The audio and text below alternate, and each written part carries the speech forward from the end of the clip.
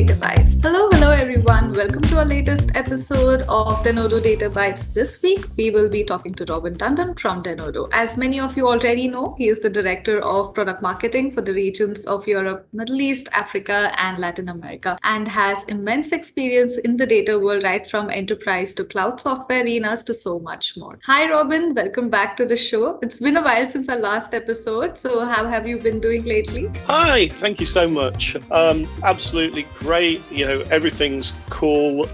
And thank you for the warm welcome. So my role at Denodo, I feel, is one of the most exciting. I would say that, wouldn't I? Essentially, I look after our product marketing activities here in EMEA and LATAM. And that includes a lot of thought leadership pieces, content creation, messaging, and providing the occasional webinar in-person presentations. One thing that has been great lately is getting back to meeting people. And so face-to-face, I was at an event in London a couple of weeks ago. Just amazing to stand there on the stage and talk to people. That's wonderful. I know, right? I think most of us are kind of back to office now here in India as well. So it's really nice to, spend some time with our colleagues and just to get away from, just staying home. So totally understandable. So what I was going to say is I think, 2 years at home with the children has taught me that life in the office can be fun. So awesome. So today we'll be talking about data fabric. Nowadays, it's a pretty popular topic in the current landscape. Let's talk about a few other concepts surrounding data fabrics. So let's begin with data lakes. Can you explain what exactly it is? Oh, wow. People have actually written books on that topic. I think the first thing to do here is to set the scene. And so James Dixon, the then Chief Technology Officer of a company called Pentaho, coined the term data lake back in 2011. And what he really wanted to do was contrast this with the data mart. And I think he was thinking about sort of Hadoop and Cassandra and that sort of thing at the time. So if you look at a data mart, it's a very structured repository. It's well catalogued, but it is quite heavy on the requirements in terms of space. So the irony is the concept of data lake was to help eliminate data silos. So you were finding that bits of data that weren't going into the data marts. So what is a data lake? Following on the simplest definition I can give you is it's a data storage technology. It's storing both structured and unstructured data. Being able to store the unstructured data is really important in the natural form. Often the unstructured data takes the shape of blobs or files.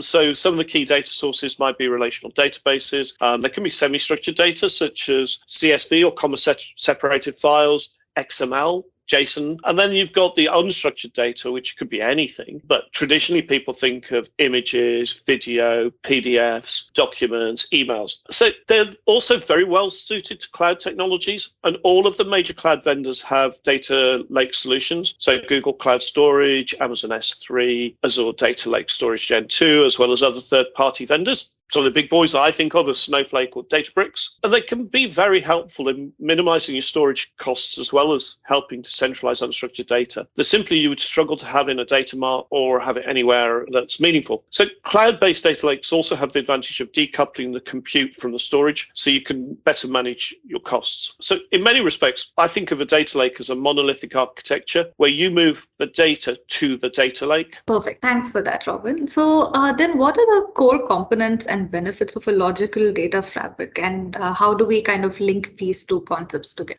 Sure. And I guess by now, most people who have been listening to our podcasts are somewhat familiar with the concept of a data fabric. So one of the most interesting things I think about when I consider a data fabric is for once we seem to have agreement across the analyst community on a definition. In fact, I was talking to an IDC analyst yesterday, Neil, and they don't use the term data fabric, but they use a term, the data control plane, but it's very similar. But if we quote Gartner, who are, one of the analyst firms, a data fabric, we have agreement, a data fabric is an architectural pattern that informs and automates the design, integration, and deployment of data objects, regardless of the deployment platforms and architectural approaches. It utilizes continuous analytics, AI or an ML, so that's artificial intelligence and machine learning, over all metadata assets to provide actionable insights and recommendations on data management and integration, design, and deployment patterns. So, okay, that's a big sentence. There's more than one sentence, 2 sentences, I think there. But what does it really mean? And I look at it in layman's terms, and I really think 4 core elements. You're integrating the data from disparate data sources. You're securely delivering an integrated view of the different data objects. You're consuming the integrated data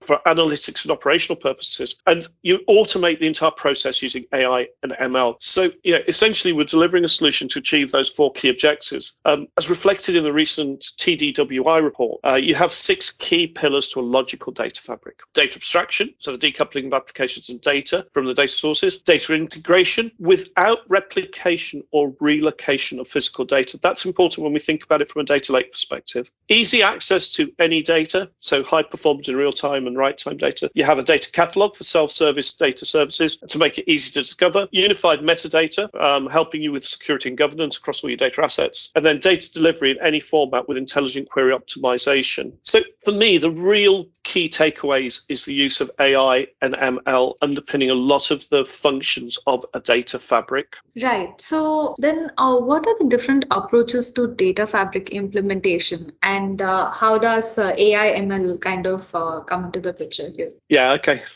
So I think there's probably 2 approaches to data fabric that make sense. You can either have a physical monolithic data fabric or a logical data fabric. So if you take a look at the physical approach, some of the challenges we'll see are it takes a lot of time. There's data integrity questions. I think one size never fits all. It's difficult to maintain. Changes require modifying the pipelines and data sets. You'll get lots of incompatibility with your existing analytical systems. They can't be reused. You need to ingest your data from a new system, creating these data pipelines and replication. So you have also 3 forces of data anti-gravity. So the premise of a monolithic architecture would be that you centralize all your data into one location, maybe a data lake or a data lake house or a lake of lakes. These are all terms that you'll see cropping up, and maybe you can do that, but our experience teaches us that there are forces of anti-gravity. So historically, we talked a lot about centralizing your data. And in the 1990s, that was quite a good thing to do when you had very few data sources and you were taking things into a data mart. And for the first time, you could really get actionable insights and operational analytics. And before that, you couldn't do that. Nigh on impossible. However, the forces of anti-gravity are really quite strong. And these would be geography. So, for example, geographically, you, as an organization, you may have some data in EMEA or Europe, and you may have some in India, maybe a little bit more in the United States. And for regulatory reasons, you cannot move that data. Technology, typically you may have, if you're a well-structured historic organization, you may have some technology like a DB2 database sitting on a mainframe AS400 from the 1990s that you just can't physically move the data out of. And it just doesn't make economic sense. It's perfectly fine, it's running there, and it's okay. And then ownership, which is possibly the most controversial in many organizations. People don't want to let loose their data. So they say, okay, we don't want to provide a copy of our data to you because then we've lost ownership, and losing ownership means we've lost the ability to control. And from a governance and regulatory perspective, that's also very important. An alternative approach would be to look at it from a logical perspective, hence the concept of a logical data fabric. So in a logical data fabric, the data virtualization technology connects to any data source, irrespective of state, structure, or location, and presents it as a single unified layer for consumption by applications such as BI and analytics tools, so the likes of Tableau, Power BI, MicroStrategy, data science tools, Zeppelin, by the Apache Foundation, Python or R, or even consuming mobile apps. So the point here is the data is presented as a single layer and consumed by the consumer using standard integration techniques. And these can be simply something like SQL, structured query language, through a JDBC driver, might be OData, might be a RESTful API over JSON, GraphQL, but it's the same data set, it's the same data view, just the accessing technology would be different. Can you talk to us about the importance of a logical data fabric in a data lake implementation? Sure. It sounds like I was saying that you can't have a logical data fabric with a data lake. No, that's not true at all. I was just playing back what I've just said in my mind. So I do think that you'll never have all your data in one location. And, our clients tell us that. So you're going to have data silos. A logical data fabric will help you integrate all of your data irrespective of location. Most of our clients really get that. And often they have the data lakes as well as data warehouses. They have real-time data feeds. They have lots of different data sources. So the first and most obvious reason for the importance of the logical data fabric is that you can connect to anything. So the next is a more technical viewpoint, and it's a conversation I'm literally engaged in at the moment with some colleagues in Paris in France. Data lakes are great at storing data. However, they're really poor at gaining meaning from the data they store. You can think of them as a dumb repository. So when you apply the principles of the logical data fabric on top of the data lake, the first thing you do is create the active metadata, which creates the meaning. So this makes it much easier to understand data lake. The data catalog as part of the logical data fabric really helps you derive meaning from your data. So what else? Well, not only are data lakes dumb, if I want to put it into those terms, they're also very query execution. So within Denodo, we've got 23 years experience of query optimization. We have various features built into the Denodo platform. So we have things like the smart query acceleration, an optimization feature. We have the embedding of MPP, multi-parallel processing engines in Denodo nowadays. So the way we work is I'm not going to go into the full-on technical details. Please feel free to visit our website and download a copy of our technical white paper. But we do things like we create partial aggregations or summaries. They're pre-computed, and then we put those in cache, which allows us to create these summary tables. The end result there is when we do benchmarking across a data lake or an implementation without the logical data fabric, we will be n times faster at query execution. And that's kind of like myth. Some people will tell us in the market when we're there saying, yeah, data virtualization is all good and well, but it slows things down. It's actually quite the opposite. The technology and the techniques that we use improve your execution strategy. So for me, that's a really important point. And as I said, feel free to come to our website, download our Denodo platform technical white paper, and we've got a lot of detail in there. We also have a white paper on our website, which we put up last year around the technical white paper to do with the logical data fabric. So in a very simplified version of this, I'd say like a data lake is good for storing data, but if you want to derive any meaning from the stored data, then that is where logical data fabric kind of comes in. My next question then for you is, can you share some use cases for the same where we can see how this concept has been executed in companies, like to solve some business problems that they have? Yeah, absolutely. And I'm just going to pick on a couple that come to the top of my head today.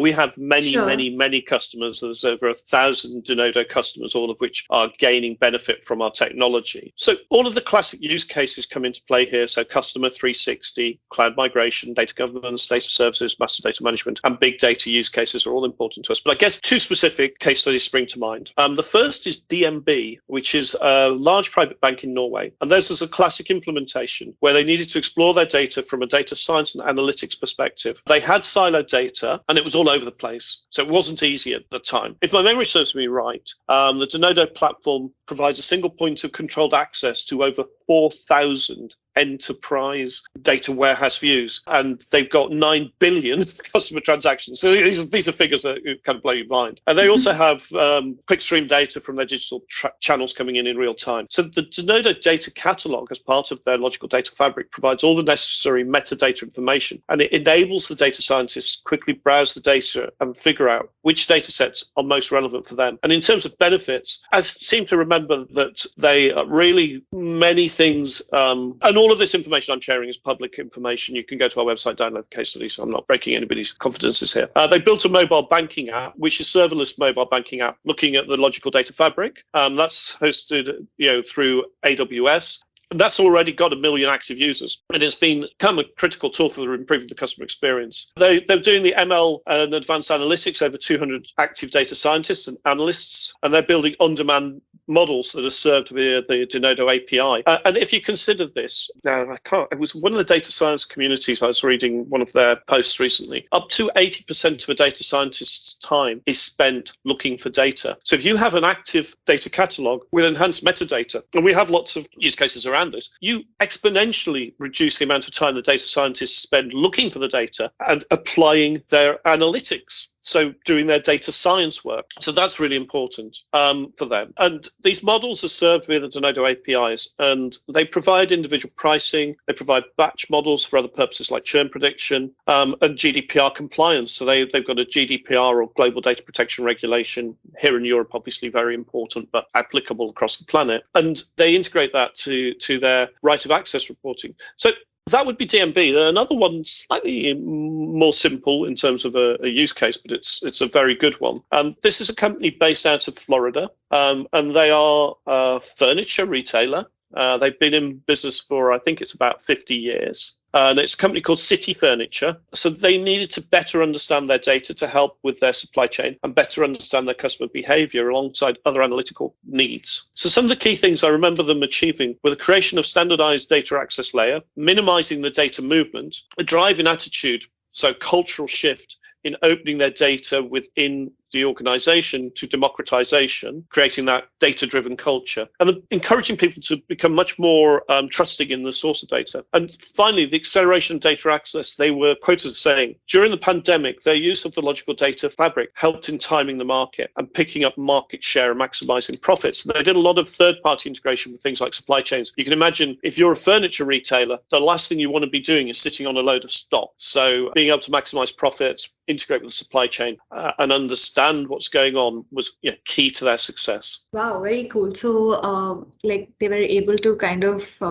tackle, they were able to deal with the pandemic by using logical data fabric as one of the solutions. So thank you so much, Robin, for sharing these wonderful case studies and for talking to us about a very interesting topic today. So it has been really interesting to learn about the different facets related to data lake implementation and how logical data fabric comes into the picture. So now our audience might have a few questions for you.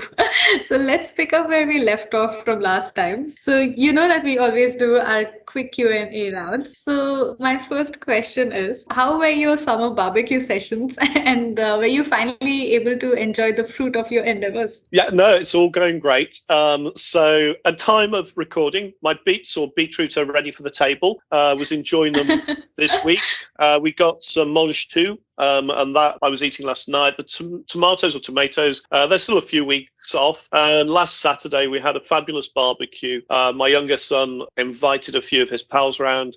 So we took advantage of the new pergola. And it did rain on me. It was like a classic British barbecue. Sunshine up until I spark up the barbie. And then I got wet and everybody stood under the pergola eating their burgers. The most classic experience that you had. But that's wonderful to hear. And tell us about a favorite movie or series that you're watching currently. So I'd love to say that, I'm watching some sort of great documentary series, but the truth is we just finished off the latest Disney Plus series, Obi-Wan Kenobi, and that's amazing. Both my sons are big Star Wars fans. I've been watching Star Wars since I was a child. However, very fortunate for me, we live here in the UK, as you know, and we have the BBC, the British Broadcasting Corporation, and they've been running on a Sunday night the latest episodes of Top Gear. And those guys always make me laugh. Awesome. That's great to hear. And thank you so much for talking to us and for being an awesome guest as always and for introducing some really interesting topics to our audience today. Well, thank you very much, everybody. And I hope you enjoyed it. And I look forward to our next interaction. Thanks. And a quick message to our listeners. If you're enjoying this episode, please head over to www.denodo.com/podcast to find out more resources related to all things data.